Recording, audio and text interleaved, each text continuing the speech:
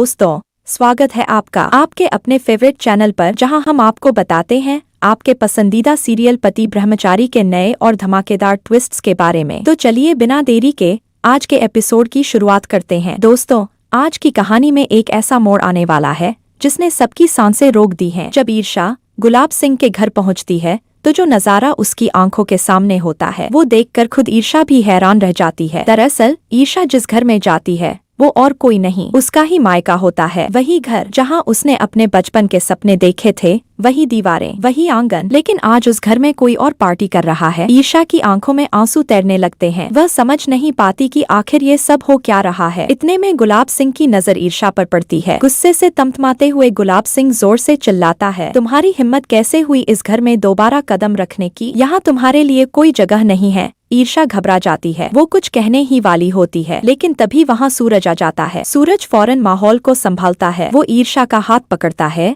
और उसे वहाँ से ले जाता है। घर पहुँचते ही सूरज गुस्से से ईर्षा से पूछता है, तुम्हें किसने कहा था ये सब करने को? तुम्हें किसने कहा था इस तरह बिना बताए गुलाब सिंह के घर जाने के लिए? तुम्हें क्या जरूरत थी वहाँ जाने की? ईर्षा धीरे से सिर झुकाकर कहती है, मुझे किसी ने जाने के लिए मजबूर किया था, मुझे ये सब करना पड़ा। सूरज ईर्षा की बात सुनकर थोड़ी देर के लिए शांत हो जाता है, लेकिन साथ ही बोलता है, आगे से जो भी करना हो पहले मुझे बताना, मैं तुम्हें ऐसे अकेले कभी भी नहीं जाने दूंगा। रात बीत जाती, सुबह होती है। सूरज जब उठता है तो देखता है कि ईर्षा आईने के सामने बैठी है। वो बड़े प्यार से अपनी मांग में सिंदूर भर रही होती है। सूरज मुस्कुराता है, उसके पास जाता है और कहता है, ये सिंदूर तुम हर रोज क्यों लगाती हो? ईर्षा से जवाब देती है, क्योंकि ये मेरे सुहाग का प्रतीक है, ये मेरे पति की लंबी उम्र की निशानी है। सूरज शरारत भरी मुस्कान के साथ उसके पास रखा सिंदूर उठा लेता है और खेल खेल में कहता है, अगर मैं ये सिंदूर छुपा लूं तो क्या होगा? ईर्षा तुरंत जवाब देती है,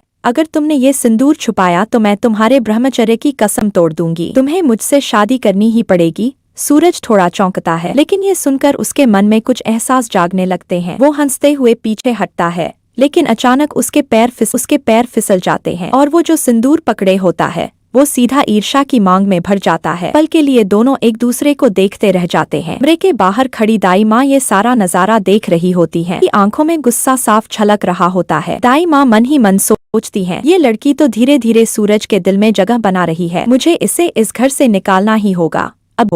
अब दाई माँ किसी भी कीमत पर ईर्षा को इस घर में नहीं रहने देना चाहती। उनकी चालें, उनका षड्यंत्र सब और भी खतरनाक हो जाएगा। इधर सूरज और ईर्षा के बीच जो नफरत थी वो धीरे धीरे प्यार में बदलने लगी थी। दोनों एक दूसरे को चाहने लगे थे, लेकिन अभी भी उनके बीच एक दीवार खड़ी थी, ब्रह्मचर्य की वो कसम जो सूरज ने अपने जीवन के लिए ली थी। सूरज का मन भी अब डगमगाने लगा था। वो खुद को रोकने की कोशिश कर रहा था, लेकिन दिल की बात भला कब किसी से छुपती है? ईर्षा की मासूमियत, उसका समर्पण और उसका सच्चा प्यार कहीं न कहीं सूरज के मन में हलचल मचाने लगा था। सवाल ये है दोस्तों, क्या सूरज अपने ब्रह्मचर्य की कसम तोड़कर ईर्षा को अपना लेगा? क्या दाई माँ अपनी साजिश में कामयाब होंगी या फिर गुलाब सिंह एक नई चाल चलेगा? आगे क्या होगा? क्या सूरज और ईर्षा अपने प्यार का इजहार कर पाएंगे? क्या ये रिश्ता आगे बढ़ पाएगा? ने के लिए जुड़े रहिए हमारे साथ और देखते रहिए आपका फेवरेट सीरियल पति ब्रह्मचारी। अगर आपको ये वीडियो पसंद आया हो तो प्लीज हमारे चैनल को सब्सक्राइब करें, वीडियो को लाइक करें और हमें कमेंट करके जरूर बताइए कि आपको सूरज और ईर्षा की जोड़ी कैसी लगती है। मिलते हैं अगले एपिसोड में, तब तक के लिए धन्यवाद।